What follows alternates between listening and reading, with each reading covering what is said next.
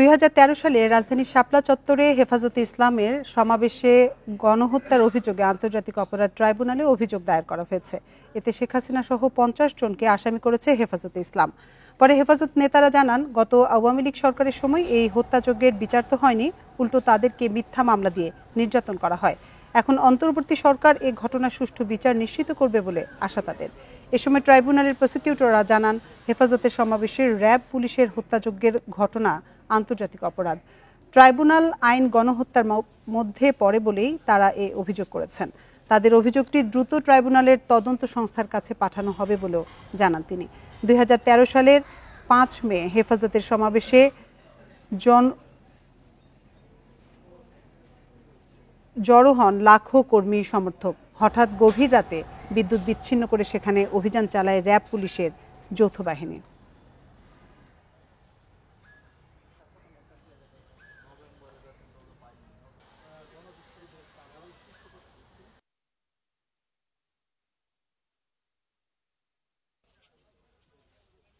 অনেক শহীদ পরিবারের আপনজন, শহীদদের স্ত্রী, শহীদদের সন্তানেরা তাদের আপনজন শহীদ হওয়ার পর তারা তাদের আপনজনদের লাশটুকু পর্যন্ত খুঁজে পায়নি। অনেকে শাহাদাত বরণ করার পর তাদের আপনজনদেরকে পুলিশ জোরপূর্বক তাদেরকে দিয়ে মিথ্যা মামলা দায়ের করানোর জন্য চাপ প্রয়োগ করেছে।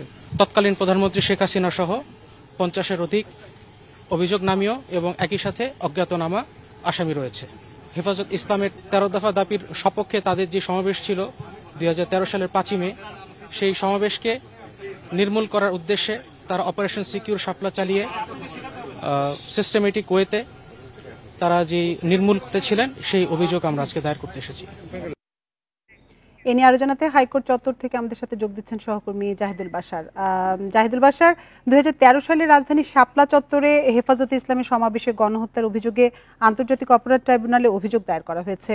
হেফাজতের পক্ষ থেকে কি কি অভিযোগ আসলে আনা হয়েছে? Double million offer, Walton fridge কিনে পেতে পারেন 20 লক্ষ টাকা, রয়েছে কোটি কোটি টাকার নিশ্চিত উপহার। দেখুন, 11 বছর পর হেফাজতে ইসলামের সেদিনের সমাবেশে 5 মে এবং 6 মে ভোর রাতে যে ঘটনা ঘটেছিল শাপলা চত্বরে, সেই ঘটনার বিচার দাবি করে এটিকে গণহত্যা বলেছেন তারা। সেই গণহত্যার অভিযোগ নিয়ে তারা আজকে হেফাজতে ইসলামের সংগঠনের পক্ষ থেকে আজকে কিন্তু অভিযোগ দায়ের করা হয়েছে।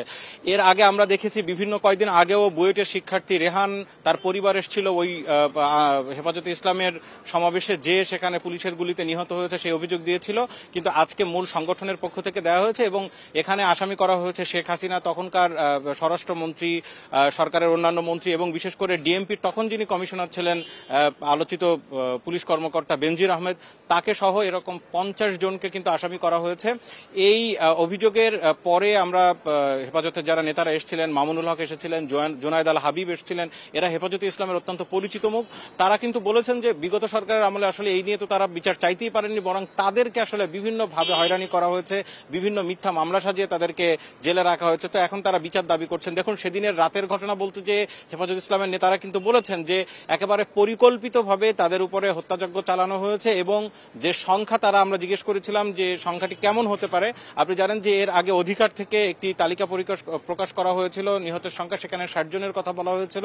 আজকে তারা এই যে নিহতের সংখ্যাটি তারা স্পষ্ট করেননি, তারা বলছেন যে এটি তাদের যে সংখ্যা সেটি তারা ট্রাইব্যুনালের কাছে দিয়েছেন এবং ট্রাইব্যুনালের তদন্ত দল এখন তদন্ত করবে এবং সেখানে এই মূল সত্যটি উঠে আসবে। তবে তারা একটি সংখ্যা দিয়েছেন, আল্লামা মামুনুল হক, তিনি আমাদেরকে বলছেন যে এই সংখ্যা শতাধিক হবেই। তো সব মিলিয়ে এখন প্রসিকিউটররা জানিয়েছেন যে আজকে যে অভিযোগটি দায়ের করা হয়েছে হেফাজতে ইসলামের সেই সমাবেশে কি ঘটেছিল সেই বিষয়টির অভিযোগটি খুব দ্রুত তদন্ত দলের কাছে পাঠানোর পরে আন্তর্জাতিক অপরাধ ট্রাইব্যুনালের তদন্ত টিম এ নিয়ে কাজ করবে এবং তা নিয়ে তারা পরবর্তীতে প্রসিকিউশনের মধ্যে মামলা করবে। এখানে আরেকটি বিষয় জানিয়ে রাখা দরকার যে এই ঘটনায় যে আলাদা আলাদা করে যে মামলাগুলো বা অভিযোগগুলো এতদিন দায়ের করা হয়েছে সেগুলো কিন্তু আর আলাদা বিচ্ছিন্নভাবে হবে না, একসাথেই কিন্তু একটি মামলা আকারেই ট্রাইব্যুনালের সামনে যাবে এবং এর বিচার নিশ্চিত করা হবে।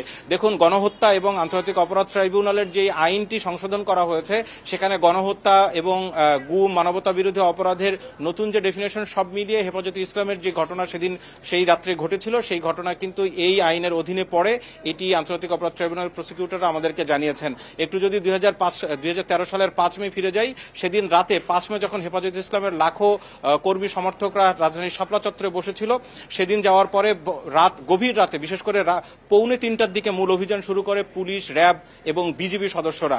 একদিক থেকে তারা একেবারে ব্ল্যাক আউট করে দিয়ে সেখানে সাউন্ড গ্রেনেড, কাঁদানে গ্যাস সহ বিভিন্নভাবে সেখানে যারা জড়ো হয়েছিল তাদেরকে সরিয়ে দিতে চায়, এবং সেই সরিয়ে দেওয়ার কিন্তু একটা কৌশল আমরা দেখেছি। সেখানে সেদিন দৈনিক বাংলা মোড় থেকে শুরু করে এই পাশ থেকে যখন অভিযান চালানো হয় তখন নটরডেম কলেজের গেট এবং কমলাপুরে যাওয়ার 2টি রাস্তা কিন্তু খুলে দেওয়া হয়েছিল যাতে নেতাকর্মীরা সেখান থেকে সরে যেতে পারে। সব মিলে সেদিন রাতে অনেকেই নিহত হয়েছেন, সেই অভিযোগটি হেফাজতে ইসলাম আজকে বলেছে, এবং তারা বলেছেন যে এর আগে গত আওয়ামী লীগ সরকারের সময় এই নিয়ে তারা কোথাও মুখ খুলতেই পারেননি।